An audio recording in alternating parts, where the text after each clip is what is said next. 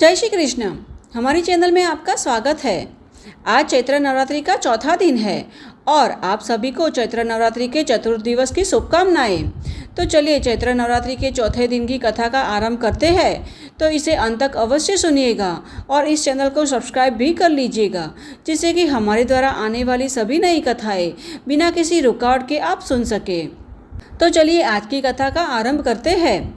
अब हमने हमारी कथा में पीछे देखा कि भगवान श्री हरि विष्णु के कान के महल से मधु और कैटभ की उत्पत्ति हुई और जब आद्याशक्ति भगवान श्री हरि विष्णु के अंगों से निकलकर आकाश में स्थित हुई, तब अनेक प्रयास करने पर भी वे मधु और कैटभ को युद्ध में हराने में निष्फल हो रहे थे और उनके साथ युद्ध करते हुए 5000 वर्ष बीत गए। इसीलिए भगवान श्री हरि विष्णु युद्ध करते करते थक गए, क्योंकि वे अकेले थे और मधु और कैटभ बारी बारी उनके साथ युद्ध करते ही जा रहे थे। जब वे भगवान श्री हरि विष्णु के साथ युद्ध करते थे तो एक युद्ध कर रहा था और दूसरा विश्राम करता, जिससे वह सदैव स्वस्थ ही प्रतीत होते थे। इसीलिए भगवान श्री हरि विष्णु ने उनसे कहा कि अब मैं थोड़ा विश्राम कर लेता हूँ और फिर वापस आकर युद्ध करता हूँ। मैं तुमसे युद्ध करूँगा, इसमें कोई संदेह नहीं है। इसीलिए मैं कहता हूँ कि मुझे कुछ देर आराम करने दो, फिर मैं लड़ने के लिए तैयार हूँ, समझे। अब भगवान विष्णु की प्रभावशाली वाणी सुनकर मधु और कैटभ ठंडे हो गए और यह तो फिर से लड़ने की बात कर रहा है, यह सोचते हुए वे दोनों थोड़ी दूर जाकर खड़े हो गए। अब चतुर्भुज विष्णु ने देखा कि मधु और कैटभ बहुत दूर जा चुके हैं, तो उन्होंने सोचा कि ये राक्षस तो मर ही नहीं रहे हैं, उसका क्या कारण है। अब सोचते सोचते उन्हें याद आया कि भगवती ने उन्हें वरदान दिया है कि जब उनके मन में इच्छा होगी तभी उनकी मृत्यु हो पाएगी, और इसीलिए वे शांत नहीं हो रहे हैं। मैंने व्यर्थ ही इतना संघर्ष किया, मेरे इतने प्रयास करने पर भी इसका कोई फल प्राप्त नहीं हुआ।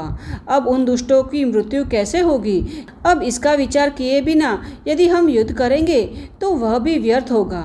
ये दोनों राक्षस वरदान के कारण ही इतने अहंकारी बने घूम रहे हैं और इनका काम दूसरों को कष्ट पहुंचाना है, क्योंकि ये जानते हैं कि जब तक उनकी इच्छा नहीं होगी तब तक उन्हें मृत्यु छू भी नहीं सकती।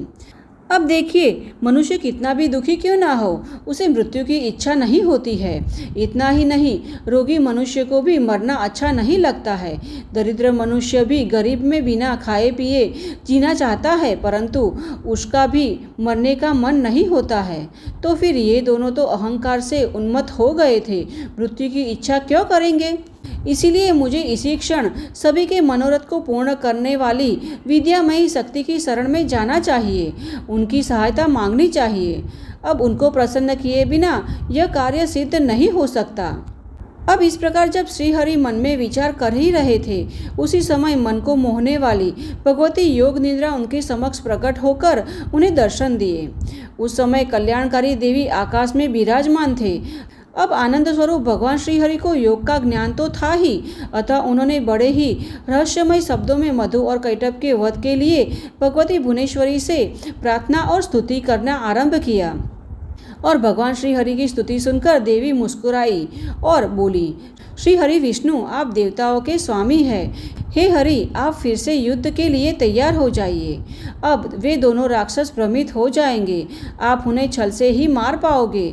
मेरी अधिक दृष्टि उन्हें अवश्य मोहित कर देगी। और नारायण सुनिए, जब वे दोनों मेरी माया से वशीभूत हो जाए तब आप उन्हें शीघ्र ही मार देना। भगवती की प्रेरणा से भगवान श्री हरि विष्णु वापस युद्धभूमि में आकर खड़े हो गए और भगवान श्री हरि को देखकर दोनों राक्षस आश्चर्यचकित हो गए और फिर लड़ने की इच्छा से वे दोनों भी खड़े हो गए। वे दोनों श्री हरि को सामने खड़ा देखकर प्रसन्नतापूर्वक बोलने लगे, चतुर्भुज विष्णु, खड़े होकर युद्ध करो। तुम्हारी लड़ने की इच्छा हमने देखी। हार और जीत में प्रारब्ध अत्यंत प्रबल होता है, इसे दृढ़ संकल्प मानकर लड़ाई में आप बहादुर है। ऐसे तो बलवान विजयी होते हैं, परंतु कभी कभी भाग्यवश डूबा हुआ भी विजयी हो जाता है। इसीलिए महात्मा पुरुष किसी भी परिस्थिति में विचलित नहीं होते हैं। मैं शुरू से ही दानवों का शत्रु रहा हूँ। पूर्व काल से ही कई दानव मुझसे पराजित हुए हैं। यह जानकर प्रसन्न होना उचित नहीं है और इस बार मधुकैटभ से मैं हार चुका हूँ। इस बात का शोक करना आपके लिए अनुचित है। सूत जी कहते हैं कि इतना कहकर महाबाहु मधु और कैटभ युद्ध करने को तैयार हो गए। उन्हें देखकर भगवान श्री हरि ने बड़े ही विचित्र प्रकार से प्रहार किया तो अपनी शक्ति पर गर्व करने वाले राक्षस भी भगवान पर प्रहार करने लगे। इस प्रकार दोनों के बीच घमासान युद्ध शुरू हो गया। युद्ध चल ही रहा था कि श्री हरि ने भगवती की ओर देखा। सूत जी कहते हैं कि इस बार भगवान हंसने लगे। उनकी ऐसी दशा देखकर भगवती भी हंसने लगी। उनकी आंखें लाल हो गई और साथ ही भगवती उनकी ओर तिरछी आंखों से देखकर हंसने लगी। उनकी आंखों में काम और मोह झलक रहा था और इसे देखते ही मधु और कैटभ मोहित हो गए। उनके मन में काम जाग उठा। युद्ध भूमि में ऐसा सुंदर रूप देखकर वे दोनों उनके सामने आ गए और लड़ना भूल गए। अब भगवान श्री हरि को तो कार्य ही सिद्ध करना था, अतः वे देवी की मनोदशा समझ गए। जब देवी ने इन राक्षसों को मोहित कर लिया तो वह मुस्कुराने लगी और गंभीर स्वर में कहने लगी कि वीर, जो वरदान चाहो वह मांग लो। मैं तुम्हारे युद्ध कौशल्य से अत्यंत प्रसन्न हूँ। प्राचीन काल से युद्ध करने वाले बहुत से राक्षस मैंने देखे हैं, परंतु तुम्हारे जैसा न तो कभी देखा और न ही वीरता के विषय में सुना है। वास्तव में आप दोनों अति बलशाली है, इसलिए मैं आप दोनों से अत्यंत प्रसन्न हूँ। हे राक्षसों, मैं तुम दोनों भाइयों की इच्छा अवश्य पूरी करूंगी।